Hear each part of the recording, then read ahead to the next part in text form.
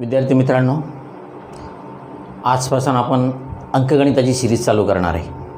अंकगणिताचा संपूर्ण सिलॅबस स्पर्धा परीक्षांना साधारणपणे जो असतो आणि तुम्हाला माहिती आहे की कुठलीही स्पर्धा परीक्षा जर घेतली तर त्यामध्ये बेसिक अंकगणित जे असतं आपलं, जे आपण 10वीपर्यंत शिकलेलो आहे, हे सर्व अंकगणित जवळपास आपल्याला अभ्यासक्रमाला असते. मग ती परीक्षा कोणती असो, पार पोलीस शिपायापासून, पोलीस भरतीपासून ते UPSCपर्यंत कुठलीही एक्झाम घेतली, तुम्ही स्पर्धा परीक्षा कुठलीही घेतली तरी त्याला गणित हा महत्त्वाचा विषय आहे.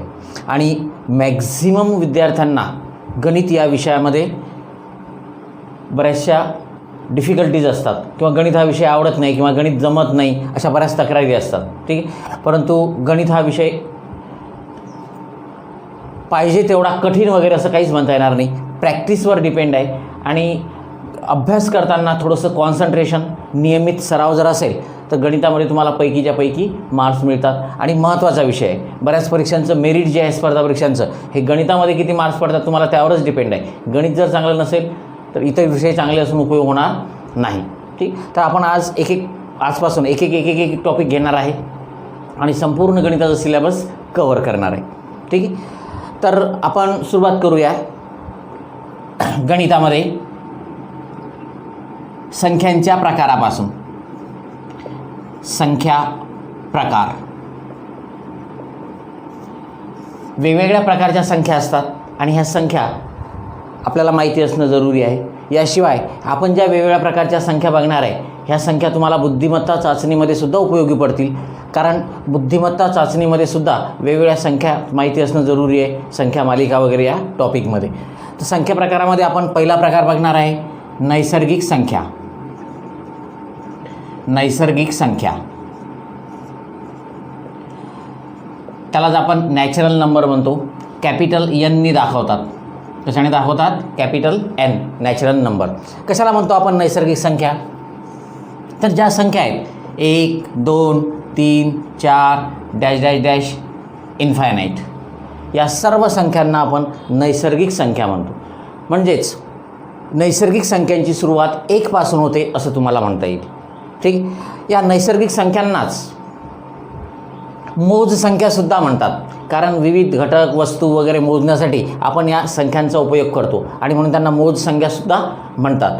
ठीक, आणि या नैसर्गिक संख्यांची सुरुवात मग 1 पासून होते आणि अनंतापर्यंत म्हणजे इन्फायनाईट, अगणित अशा त्या संख्या आहेत.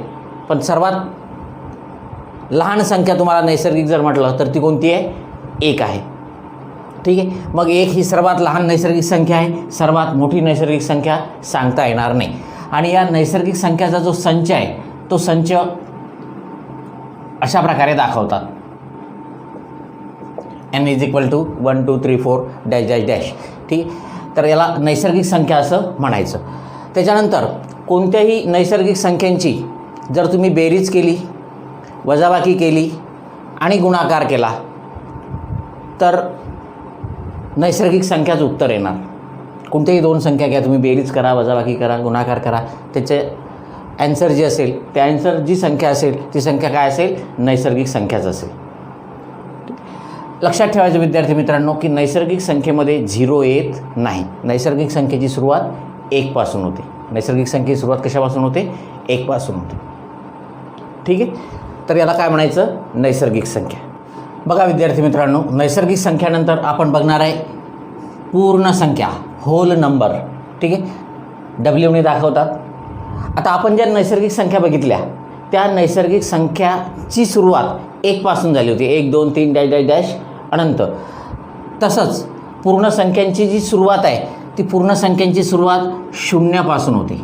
कशापासून होते? 0 पासून. ठीक आहे, त्याच्यानंतर 1, त्याच्यानंतर 2, त्याच्यानंतर 3, त्याच्यानंतर डॅश डॅश डॅश इन्फायनाईटपर्यंत, अगणित. ठीक, ह्या ज्या सर्व संख्या आहेत यांना काय म्हणतात? पूर्ण संख्या. म्हणजे नैसर्गिक संख्येमध्ये 0 ॲड केला तुम्ही, 0 मिळवला की तुम्हाला पूर्ण संख्या मिळतात. मग आता ह्या पूर्ण संख्या ज्या आहेत ह्या कॅपिटल Wने दाखवतात, होल नंबर्स. ठीक आहे, मग आता तुम्हाला याच्यावरून लक्षात येईल की 0 ही सर्वात लहान पूर्ण संख्या आहे. कारण पूर्ण संख्येची सुरुवातच शून्यापासून होते, म्हणून शून्य ही सर्वात लहान पूर्ण संख्या आहे आणि सर्वात मोठी पूर्ण संख्या मात्र आपल्याला सांगता येणार नाही आणि पूर्ण संख्यांची सुरुवात ही शून्यापासूनच होते. बघा विद्यार्थी मित्रांनो, तिसरा प्रकार बघणार आहे आपण पूर्णांक संख्या. त्यांनाच आपण इंटिजर्स म्हणतो, जे कॅपिटल आयने दाखवतो. या पूर्णांक संख्यांनाच रेषीय संख्या म्हणतात, कारण ह्या सर्व पूर्णांक संख्या तुम्हाला संख्या रेषेवर दर्शविता येतात. ठीक आहे. तर पूर्णांक संख्या म्हणजे काय, तर या पूर्णांक संख्यामध्ये आपण जे पूर्ण संख्या बघितली, पूर्ण संख्या कोणत्या होत्या, 0, 1, 2, 3 वगैरे, बरोबर. मग आता पूर्णांक संख्यांमध्ये काय येतं, तर सर्व ऋण संख्या, सर्व धन ऋण संख्या, सर्व धन संख्या, सर्व ऋण संख्या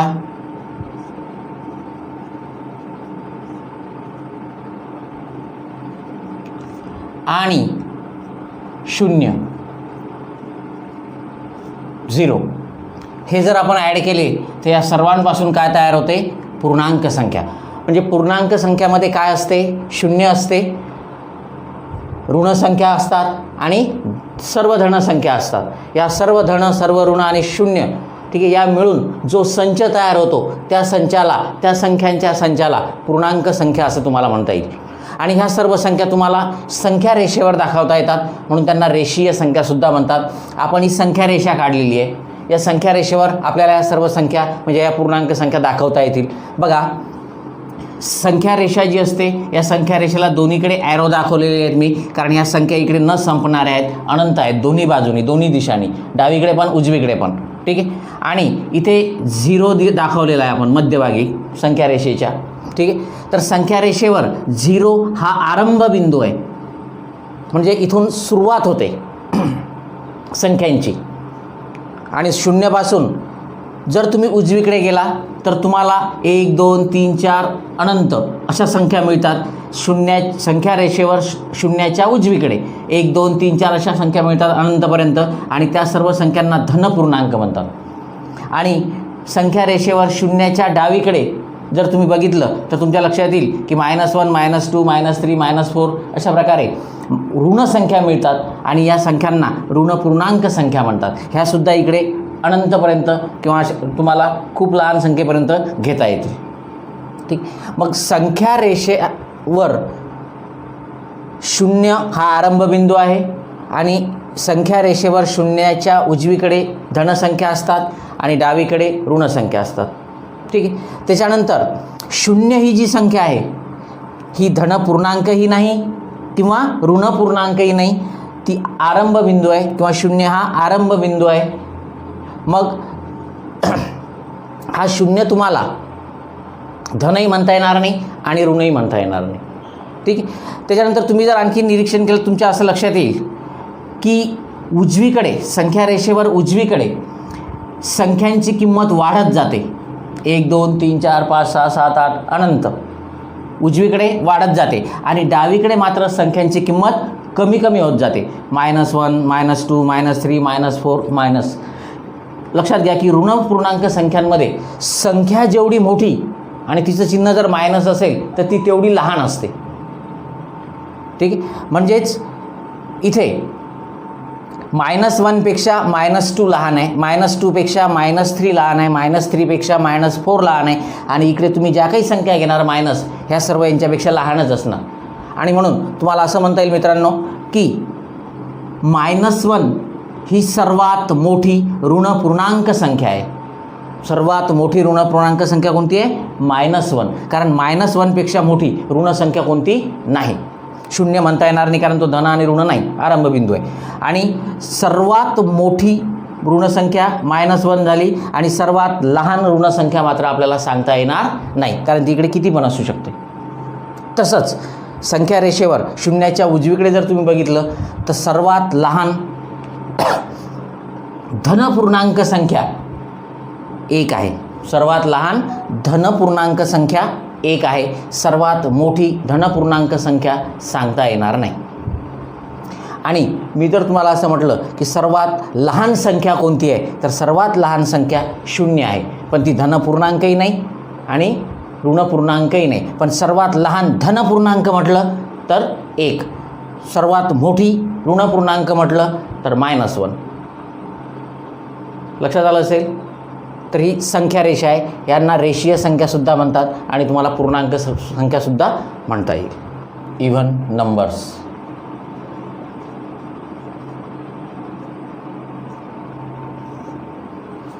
एकदम सिंपल आहे विद्यार्थी मित्रांनो. ज्या संख्यांना 2ने निःशेष भाग जातो, 2ने निःशेष भाग जातो, त्या संख्यांना काय म्हणतो आपण? समसंख्या म्हणतो.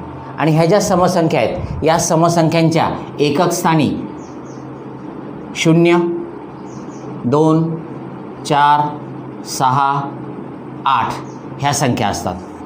समसंख्येच्या एकक स्थानी नेहमी 0, 2, 4, 6, 8 ह्या संख्या असतात. किंवा तुम्हाला असंही म्हणता येईल की ज्या संख्यांच्या एकक स्थानी 0, 2, 4, 6, 8 हे अंक असतात त्या संख्यांना समसंख्या म्हणतात. आणि जर एखादी समसंख्या असेल तर त्या समसंख्येला 2ने निःशेष भाग जात असतो. म्हणजे 2ने त्या संख्येला भागितल्यानंतर खाली बाकी 0 राहत असते.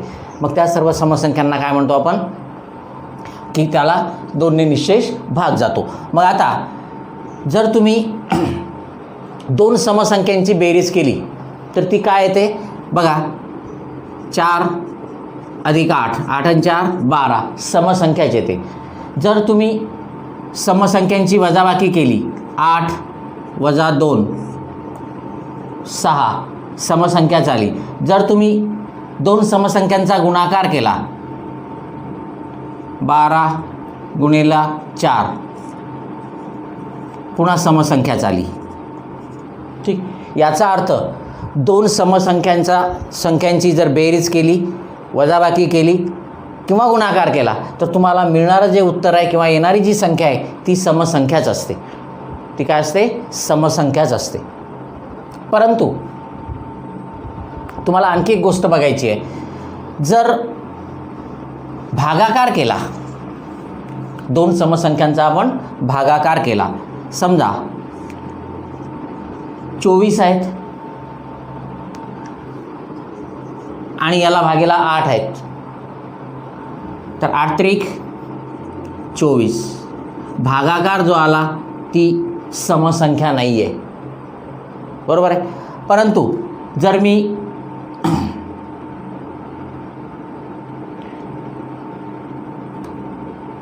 समसंख्या घेतली आणखी 12, त्याला भागीला आपण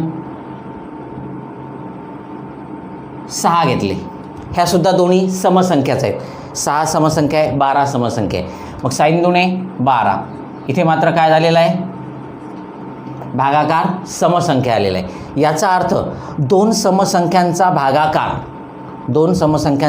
भागाकार हा सम पण असू शकतो किंवा विषम पण असू शकतो. इथे सम आलेला आहे, इथे विषम आलेला आहे.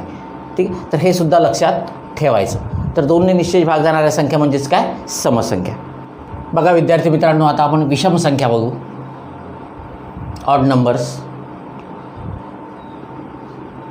कोणत्या संख्यांना विषम संख्या म्हणतात?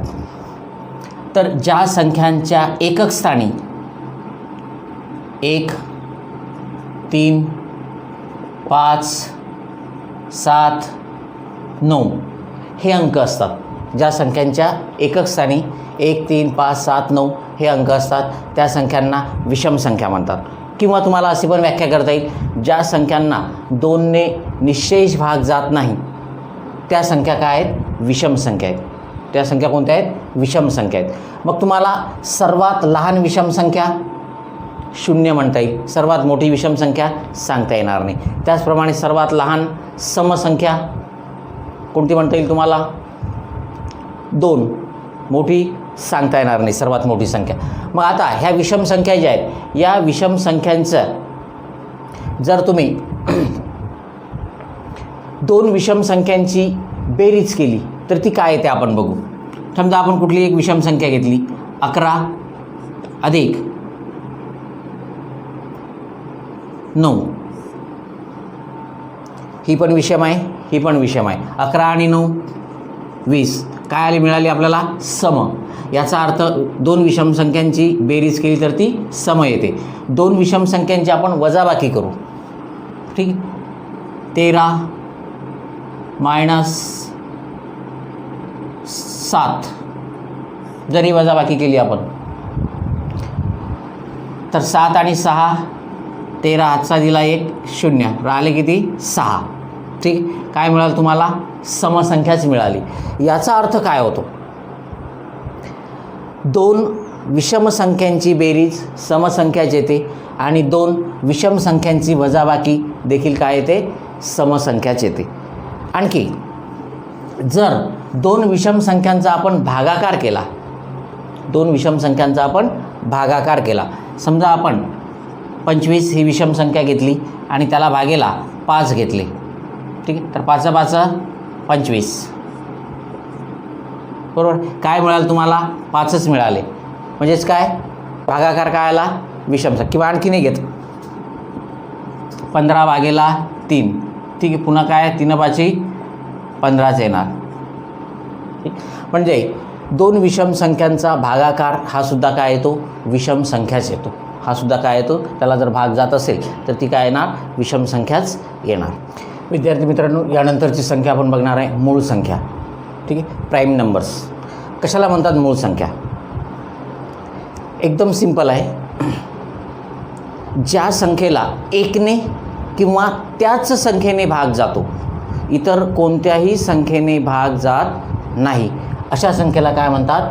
मूळ संख्या. म्हणजे मूळ संख्येला भाग जाणारी संख्या एकतर 1 असते, 1 ही संख्या, किंवा मग जी संख्या आहे तिनेच तिला भाग जातो. या व्यतिरिक्त त्या संख्येला भाग जाणारी इतर दुसरी कोणतीही संख्या, निश्चय भाग जाणारी दुसरी कोणतीही संख्या अस्तित्वात नसते. अशा संख्यांना काय म्हणतो आपण? मूळ संख्या. बघा, लक्ष द्या. 1 2 3 4 5 6 7 8 9 10 11 12 13. ठीक, आता बघा याच्यामधल्या मूळ संख्या कोणत्या आहेत हे आपल्याला बघायचं आहे. 1 ही मूळ संख्या नाही, 1 ही मूळ संख्या नाही. ठीक, हे आपण बघितलं होतं. 1 ही सर्वात लहान विषम संख्या आहे, पण ही मूळ संख्या मात्र नाही. मूळ संख्येची सुरुवात 2 पासून होते. मूळ संख्येची सुरुवात कुठून होते? 2 पासून. बघा आता 2चे विभाजक कोणते आहेत? 2ला कोणकोणत्या संख्येने भाग जाऊ शकतो? एक तर 1ने किंवा 2ने. म्हणजे या दोन संख्येला 1ने किंवा त्याच संख्येने भाग जातो, इतर कोणत्याही संख्येने भाग जात नाही. 3चा जर विचार केला तर 3ला 1ने भाग जाऊ शकतो किंवा 3ने भाग जाऊ शकतो. यापेक्षा आणखी कुठल्या संख्येने भाग जाणार नाही. 4ला 1ने जातो, 2ने जातो आणि 4ने पण जातो. आणि म्हणूनच 4 ही मूळ संख्या नाही, कारण 4ला 1ने 4ने तर जातोच, पण 2ने पण जातो, म्हणून 4 ही मूळ संख्या नाही. 5 1ने आणि 5नेच जाणार, म्हणून ही काय? मूळ संख्या आहे 5. 6ला 1ने जाणार, 2ने जाणार, 3ने जाणार, 6ने जाणार, आणि म्हणून 6 ही मूळ संख्या नाही. तसंच 7ला 1ने आणि 7नेच भाग जाणार. ठीक आहे, म्हणजे ही मूळ संख्या आहे. 8 मूळ संख्या नाही आहे, कारण समसंख्या आहे, आपण बघितलं. आणि इथे 2 जरी सम असले तरी मी त्याच्याबद्दल तुम्हाला सांगतो. 8ला 1ने भाग जाणार, 2ने जाणार, 4ने जाणार, 8ने पण जाणार, आणि म्हणून ही मूळ संख्या नाही. 9 1ने जातो, 3ने जातो, 9ने जातो, त्यामुळे 9सुद्धा मूळ संख्या नाही. 10 मूळ संख्या नाही, 9 पण नाही, 10 पण नाही. 11ला मात्र 1ने आणि 11नेच भाग जातो, आणि म्हणून 11 ही मूळ संख्या आहे. 12 ही पुन्हा मूळ संख्या नाही, आणि 13ला 1ने आणि 13नेच भाग जातो, म्हणून 13 ही काय? मूळ संख्या आहे. तर 2 3 5 7 11 13 14 नाही, 15 नाही, 16 नाही, डायरेक्ट मग 17 19 अशा प्रकारे. तर ह्या सर्व काय आहेत? मूळ संख्या आहेत. म्हणजे या संख्यांना 1ने किंवा त्याच संख्येने भाग जातो, इतर कोणत्याही संख्येने भाग जात नाही. पुन्हा लक्षात घ्या विद्यार्थी मित्रांनो, मूळ संख्यांची सुरुवात जी आहे ती सुरुवात 2 पासून होते. 2 ही सर्वात लहान मूळ संख्या आहे. 2 काय आहे? सर्वात लहान मूळ संख्या आहे. सर्वात मोठी मूळ संख्या मात्र आपल्याला सांगता येणार नाही. सर्वात मोठी मूळ संख्या आपल्याला सांगता येणार नाही, पण 2 ही सर्वात लहान मूळ संख्या आहे. पुन्हा आणखी एक गोष्ट तुमच्या लक्षात आली असेल की 2 ही एकमेव सममूळ संख्या आहे. बाकीच्या सर्व मूळ संख्या ज्या आहेत त्या तुम्हाला विषम संख्या दिसतील. 2 ही सर्वात लहान आणि एकमेव सममूळ संख्या आहे. इतर ज्या मूळ संख्या असतात त्या सर्व विषम संख्या असतात.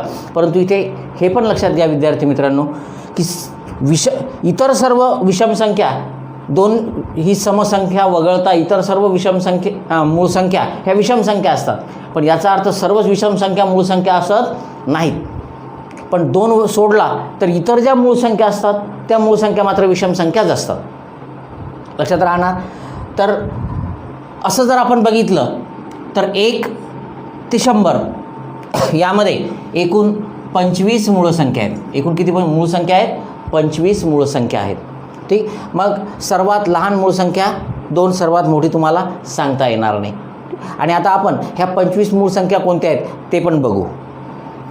बघा, आपण बघितलं की मी सांगितलं तुम्हाला 1 ते 100 या दरम्यान असणाऱ्या एकूण मूळ संख्या ज्या आहेत त्या किती आहेत? 25 आहेत. त्याच्यामध्ये बघा 1 ते 10 मध्ये ह्या 4 मूळ संख्या आहेत फक्त. 1 ते 10 मध्ये 2, 3, 5 आणि 7. त्यानंतर 11 ते 20 मध्ये 11, 13, 17 आणि 19 ह्या 4च मूळ संख्या आहेत. 21 ते 30 मध्ये 2च, 23 आणि 29. त्यानंतर 31 ते 40 मध्ये सुद्धा 2च आहेत, 31 आणि 37. त्याच्यानंतर 41 ते 50 मध्ये 3 आहेत, 41, 43 आणि 47. 51 ते 60 मध्ये 2च आहेत, 53 आणि 59. त्यानंतर 61 ते 70 मध्ये सुद्धा 2च आहेत, 61 आणि 67. त्याच्यानंतर 71 ते 80 मध्ये 3 आहेत, 71, 73 आणि 79. 81 ते 90 मध्ये 2 आहेत, 83 आणि 89. आणि 91 ते 100 याच्यामध्ये 97. अशा एकूण 25 काय आहेत? 1 ते 100 मध्ये मूळ संख्या आहेत. किती? 25. ठीक. मग आता 1 ते 100 मध्ये एकूण मूळ संख्या किती आहेत? 25. ठीक आहे. मग 101 ते 200 मध्ये किती आहेत? तर त्या आहेत 21. त्याच्यानंतर 201 ते 300 मध्ये किती आहेत? 16. 301 ते 400 मध्ये किती आहेत? 16च. आणि 401 ते 500 यांच्यामध्ये सुद्धा 16च मूळ संख्या आहेत.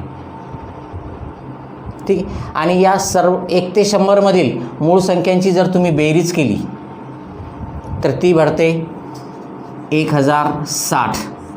किती? 1 ते 100 मध्ये ज्या संख्या बघितल्या आपण या सर्व संख्यांची जर बेरीज केली आपण, ठीक आहे, तर हे किती भेटणार? 1060. आणि यांची जर सरासरी काढली, ठीक आहे, तर ती 42 पॉईंट काहीतरी भरणार. बघा, सरासरी काढूनच टाकू आपण. 1060 ही 1 ते 100च्या मूळ संख्यांची बेरीज आहे. आणि मग 1 ते 100 एकूण 25 मूळ संख्या आहेत. याला जर 25ने भागितलं आपण तर आपल्याला सरासरी मिळेल. 25 चौक 100, राहिले 6, वरचं 0, 25 दुने 50, 42 पॉईंट काहीतरी येणार. ठीक आहे. राहिले 10, पॉईंट दिला, 0 घेतलं, 25 चौक 100 म्हणजे याची सरासरी किती येते? 42.4. किती येते? 42.4.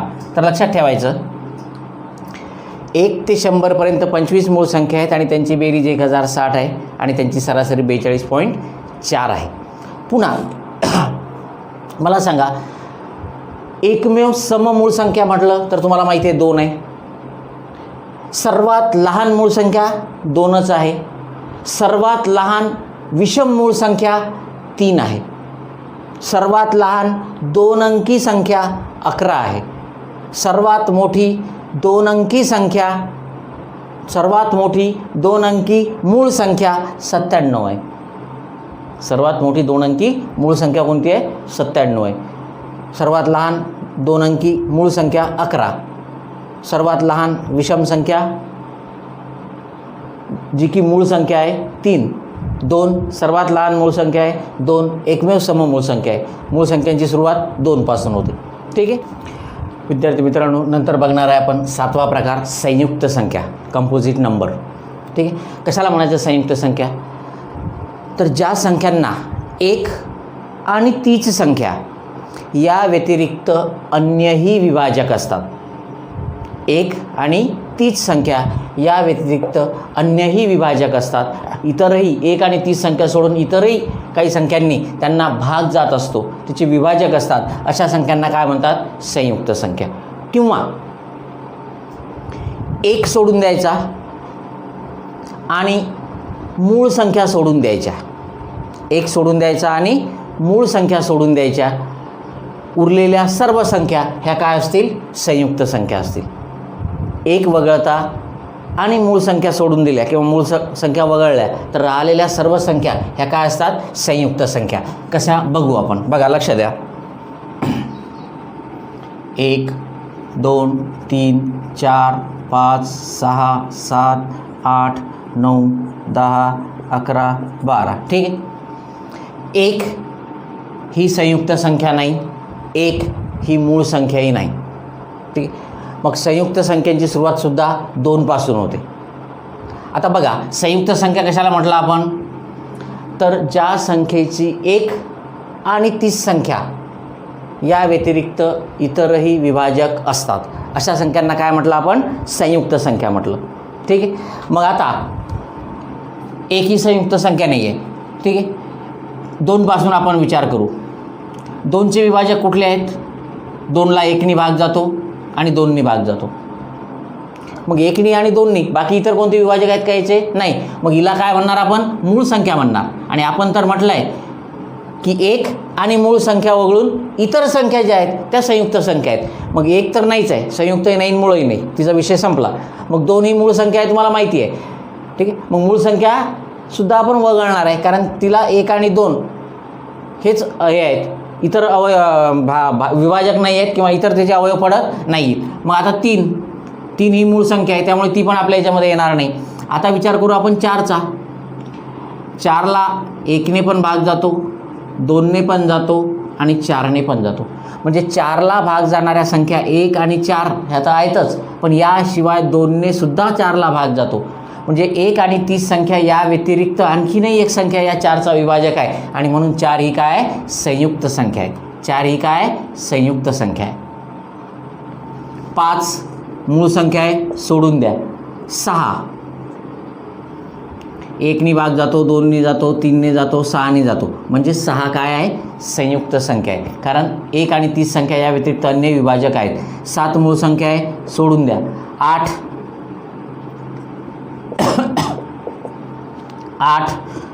8ला 1ने जातो, 2ने जातो, 4ने जातो, 8ने जातो. म्हणजे जी काय संयुक्त संख्या आहे. 9 1ने जातो, 3ने जातो, 9ने पण जातो. म्हणजे ही सुद्धा संयुक्त संख्या आहे. 10 1ने जातो, 2ने जातो, 5ने जातो, 10ने जातो. म्हणजे संयुक्त संख्या आहे. 11 मूळ संख्या आहे, सोडून द्या.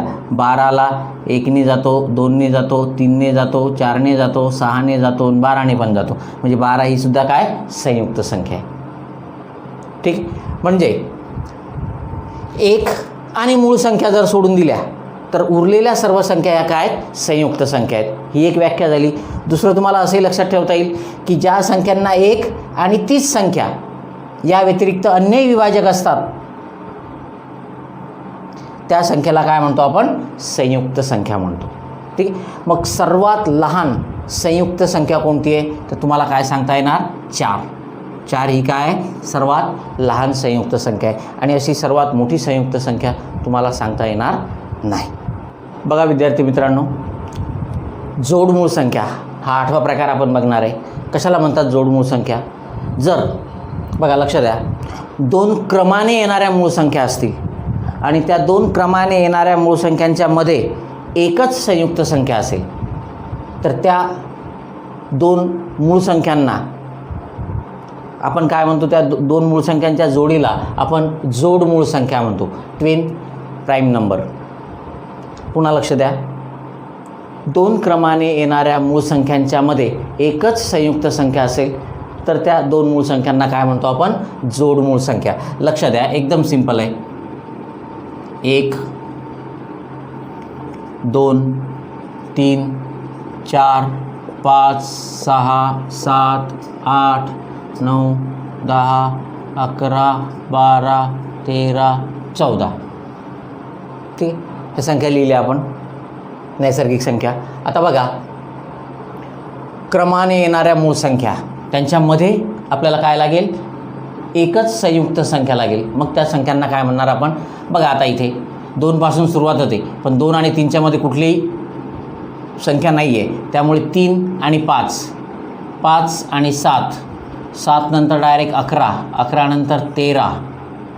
आता बघा, 3 आणि 5 ह्या दोन्ही मूळ संख्या आहेत, त्यांच्यामध्ये एकच संयुक्त संख्या आहे, एकच संख्या आहे, संयुक्त संख्या 4. आणि म्हणून 3 आणि 5 हे काय आहेत? जोडमूळ संख्या आहेत. ह्या काय आहेत? जोडमूळ संख्या आहेत.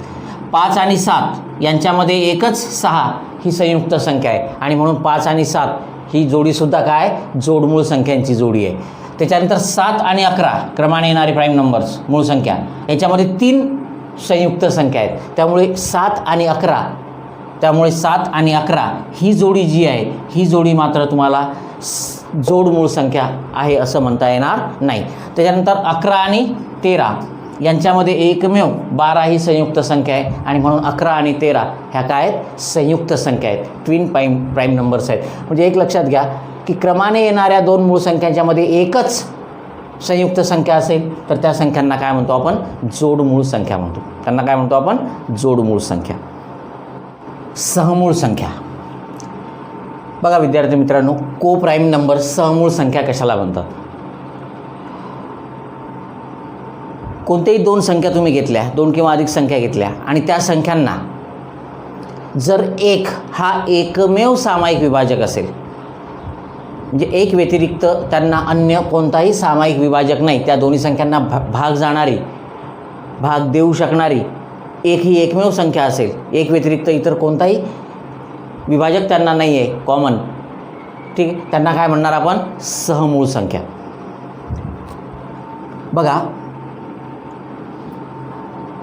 बघू आपण, 2 जर मूळ संख्या घेतल्या तुम्ही तर ह्या 2 मूळ संख्या सहमूळ संख्याच असतात. उदाहरणार्थ आपण 2 मूळ संख्या घेतल्या, एक 7 आणि दुसरी 11. आता 7 आणि 11 यांचे विभाजक कोणते आहेत बघा. 7ला भाग जाणाऱ्या संख्या कोणत्या आहेत? एक तर 1ने भाग जातो किंवा 7ने भाग जातो, या व्यतिरिक्त इतर कोणत्याही संख्येने भाग जात नाही. 11ला कोणत्या संख्येने भाग जातो? एक तर 1ने किंवा 11ने.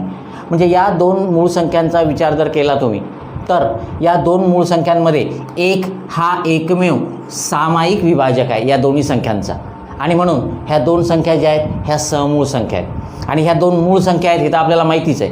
म्हणजे जर तुम्ही 2 मूळ संख्या घेतल्या तर त्या सहमूळ संख्या असतात, कारण त्या मूळ संख्यांचे हाच एकमेव सामायिक विभाजक असतो. ठीक आहे, मग इथे काय लक्षात ठेवणार? 2 मूळ संख्यांचा जर तुम्ही घेतल्या तर त्या सहमूळ संख्यासुद्धा असतात, कारण त्यांच्यामध्ये 1 हा एकमेव सामायिक विभाजक आढळतो. यानंतर जर तुम्ही 2 क्रमवार संख्या घेतल्या तर ह्या 2 क्रमवार संख्यासुद्धा सहमूळ संख्या असतात.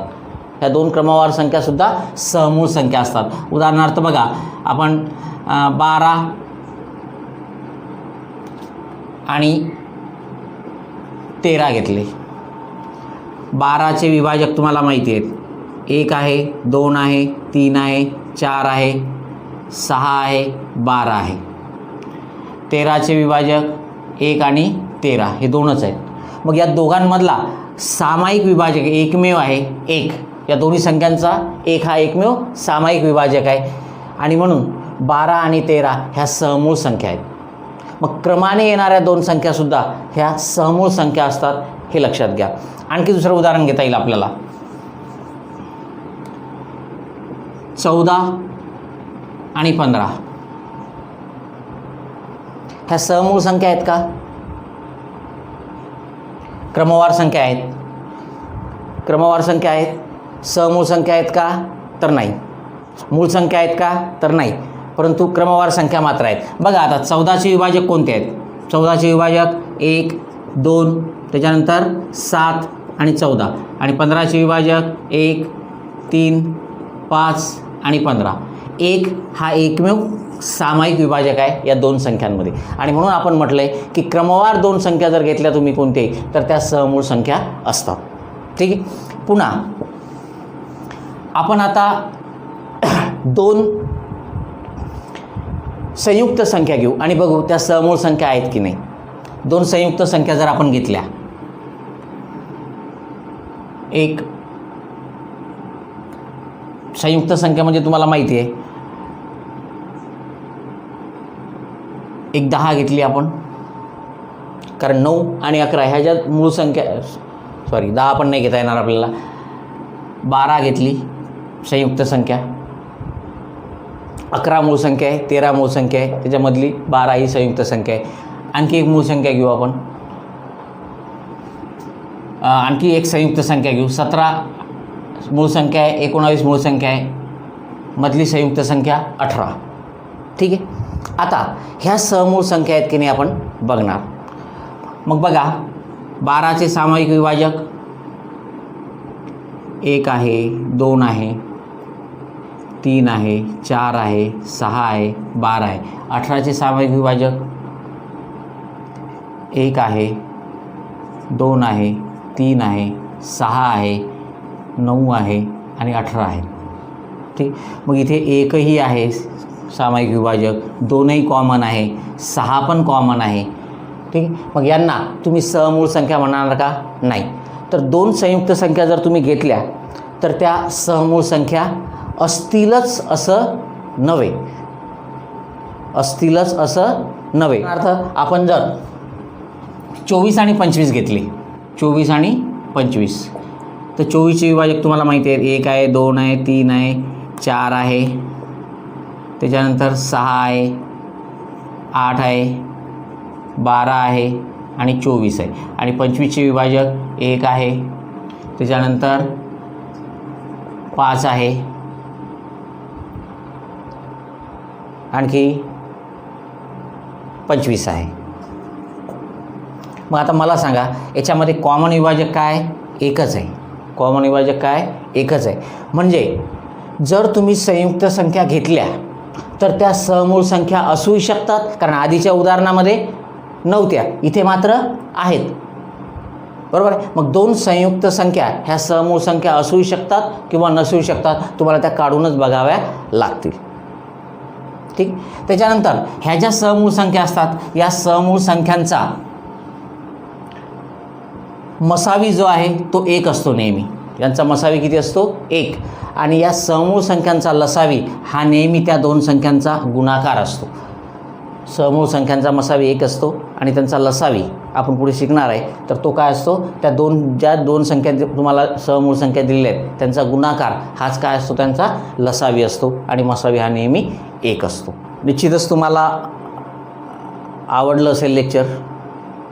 आणखी संख्यांचे प्रकार आहेत. परिमेय संख्या आहे, अपरिमेय संख्या आहे, वास्तव संख्या आहे, त्रिकोणी संख्या आहे, चौकोनी संख्या आहे, अशा बऱ्याच संख्या आपल्याला बघायच्या आहेत. त्या आपण नेक्स्ट व्हिडिओमध्ये बघणार.